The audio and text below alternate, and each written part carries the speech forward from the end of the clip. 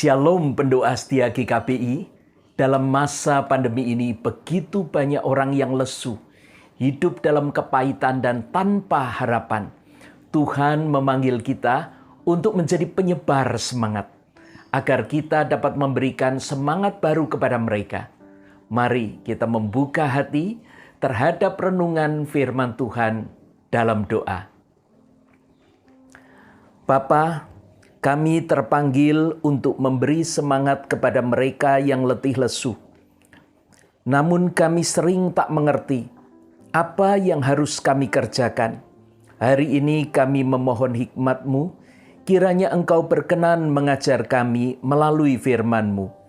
Dalam Kristus kami memohon. Amin. Jemaat yang dikasihi Tuhan, hari ini kita akan bersama-sama merenungkan satu bagian firman Tuhan, yaitu dari kitab Yesaya pasal 50 ayat yang keempat. Demikian firman Tuhan. Tuhan telah memberikan kepadaku lidah seorang murid, supaya dengan perkataan aku dapat memberi semangat baru kepada orang yang letih lesu. Setiap pagi ia mempertajam pendengaranku untuk mendengar seperti seorang murid. Jemaat yang dikasihi Tuhan, Tuhan memberi kita dua mata, dua telinga, tetapi satu mulut. Dari sini kita bisa belajar bahwa Tuhan ingin supaya kita lebih banyak mendengar dan melihat daripada berbicara. Manusia berbicara rata-rata 16.000 kata per hari. Menurut penelitian ahli, kecepatan berbicara orang rata-rata 125 kata per menit. Sedangkan proses berpikir sedikitnya 4 kali kecepatan berbicara. Dengan kata lain, dalam waktu yang sama, orang bisa berbicara 100 kata. Padahal kapasitas pendengarannya 400 kata. Maka lebih mudah bagi seorang untuk berbicara daripada mendengar. Sehingga kecenderungan orang adalah lebih senang berbicara ketimbang mendengar. Kita termasuk yang mana? Kita lebih suka berbicara atau kita mendengar dengan baik? Sehingga isi dari pembicaraan kita pun akan menjadi berbobot. Tidak mudah untuk mendengar. Bukan hanya sekedar membuka telinga saja. Mendengarkan adalah sebuah proses intelektual dan emosional yang melibatkan pendengaran, perasaan, perhatian, pemahaman, serta daya ingat. Di situ juga dituntut adanya kemauan, motivasi, kerelaan, dan kesabaran. Firman Tuhan hari ini mengajarkan kita dua hal yang harus dimiliki oleh seorang murid. Yang pertama, penguasaan lidah. Dan yang kedua adalah kepekaan telinga. Mari kita perhatikan hal yang pertama tentang penguasaan lidah. Tuhan memberikan kepadaku lidah. Ini menunjukkan adanya upaya aktif. Dalam terjemahan bahasa Indonesia sehari-hari dikatakan mengajar aku berbicara. Jadi tidak otomatis. Dibutuhkan kerelaan, kesiapan, kedisiplinan untuk diajar. Perkataan seorang murid bukan menyakiti atau mematahkan semangat. Murid Tuhan seharusnya menyegarkan hati yang lesu, memberikan semangat untuk orang yang patah hati, dan memberikan gairah hidup bagi mereka yang putus asa. Perkataannya penuh kasih dan penghiburan. Kepada orang sakit, ia dapat memberikan semangat hidup, harapan sembuh. Dan kalaupun kondisi orang itu terminal, maka seharusnya ada kekuatan, penyerahan, bukan keputusasaan. Kepada mereka yang berduka, dia dapat memberikan pendampingan dan penghiburan. Para pendoa setia, banyak persoalan itu berawal dari lidah. Karena orang menggunakannya untuk perkataan yang sia-sia. Ada kata-kata yang menciderai, mencelakai, mengadu domba, memprovokasi, bahkan menimbulkan perpecahan. Tuhan tidak ingin lidah kita menjadi batu sandungan bagi orang lain. Sebaliknya, seorang murid seharusnya meneladani gurunya tahu apa yang harus dikatakannya. Kalau mulut kita menjadi output, maka penentu pentingnya adalah input. Apa yang masuk ke telinga kita, yang mengisi hati atau pikiran kita. Disitulah dibutuhkan hal yang kedua, yaitu telinga yang peka. Apa yang lebih banyak kita dengar? Seorang murid seharusnya mendengarkan suara Tuhan. Allah mengajar kita melalui firman-Nya.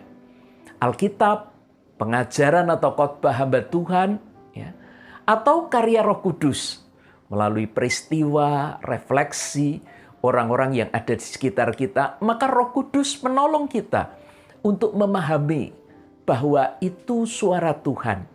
Tentu juga mana yang bukan, sehingga kita mampu memilahnya. Pagi hari menggambarkan saat terbaik. Pagi hari biasanya orang masih segar, ya, untuk mempertajam pendengaran kita. Jadi kalau di sana dikatakan pagi hari, ada kesegaran, ada kesiapan. Lalu dikatakan setiap pagi, itu berarti terus-menerus. Bukan hanya sebuah pagi saja. Kemudian ada kata mempertajam. Tentu mempertajam artinya adalah menambah tajam. Dalam terjemahan bahasa Indonesia sehari-hari dikatakan, ia membangkitkan hasratku untuk mendengarkan ajarannya bagiku. Jadi proses ini ada dua arah. Pendoa setia, Tuhan bersuara, menyampaikan isi hatinya. Dia menegur, dia meluruskan kita. Tetapi dia juga membangkitkan hasrat kita untuk mendengar ajarannya. Jadi kedua belah pihak ini harus berperan secara maksimal. Jika kita tidak punya hasrat atau kemauan, maka apa yang tersedia tidak akan tertangkap dengan baik. Jika Tuhan tidak mempertajam, kita tidak paham apa maknanya itu bagi kita. Seringkali kita bertanya, apa maksudnya? Mengapa ini terjadi? Pendoa setia mempertanyakan keadilan Tuhan, marah, bahkan mempersalahkan Tuhan. Itu membuat kita ternyata tidak bisa melangkah dengan pasti. Kita sendiri bingung ketika kita mempersalahkan Tuhan. Karena kita tidak tahu yang benar seperti apa. Nah, padahal Tuhan menunjukkan kepada kita, ini yang aku mau. Tetapi ketika kita mempertanyakan itu, ada konflik di dalam diri kita. Sesuatu yang tidak enak itu membuat kita tidak bisa melangkah dengan yakin. Tuhan harus terus menolong kita memahami. Dan kita harus mengasah pendengaran kita terus-menerus. Sehingga telinga kita makin tajam. Para pendoa setia, kini kita akan melihat hubungan tema ini dengan doa. Doa adalah sebuah synchronizing, ya, penyelarasan. Dengan doa, kita dapat menyampaikan permohonan kita. Ucapan syukur kita, ungkapan perasaan kita, dan konfirmasi kita. Apakah kita bisa menangkap pengajaran Tuhan itu dengan baik? Apakah dengan pendengaran, dengan telinga kita, dengan hati kita, kita bisa menangkapnya dengan baik? Nah, konfirmasi itu tertuang di dalam doa kita. Doa kita bukan berisi pengulangan daftar atau rangkaian formal permintaan, apalagi seperti jimat sakti untuk pengabul doa. Doa menjadi hidup ketika menggambarkan respon tentang pengajaran Allah yang kita terima. Permohonan kekuatan untuk melakukan perintahnya, serta penyelarasan apa yang kita pikirkan dengan pikiran Allah. Para pendoa setia, doa membutuhkan follow up. Doa yang sungguh-sungguh tidak akan berhenti pada kata amin. Melainkan itu menjadi awal untuk menjalankan hal-hal yang kita doakan. Doa menjadi sebuah daya dorong yang kuat bagi pelayanan kita. Dan juga merupakan respon kita atas suara Tuhan yang kita dengarkan. Doa seorang yang tidak pernah membuka telinga terhadap suara Tuhan akan menjadi doa egosentris yang tidak mempedulikan apa sebenarnya yang menjadi kehendak Tuhan. Sebaliknya, doa yang tidak disertai tindakan nyata hanyalah sebuah khayalan yang tak pernah terwujud dan hidup yang tidak bisa menjadi berkat. Mari kita memiliki telinga dan lidah seorang murid yang senantiasa siap menyelaraskan diri dalam doa kita kepada Tuhan, supaya kita bisa menjadi berkat dalam karya bersama dengan Allah. Mari kita berdoa. Bapa, beri kami lidah seorang murid dan pertajam terus pendengaran kami, agar kami dapat memberi semangat baru kepada mereka yang letih lesu.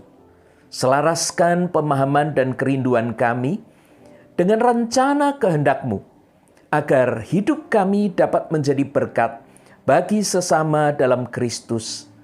Bagi sesama dalam Kristus Sang Gembala Agung, kami berdoa. Amin. Para pendoa setia, selamat menyebarkan semangat. Dunia ini membutuhkan kehadiran kita, sehingga mereka boleh menjawab panggilan Tuhan dengan penuh semangat. Tuhan memberkati.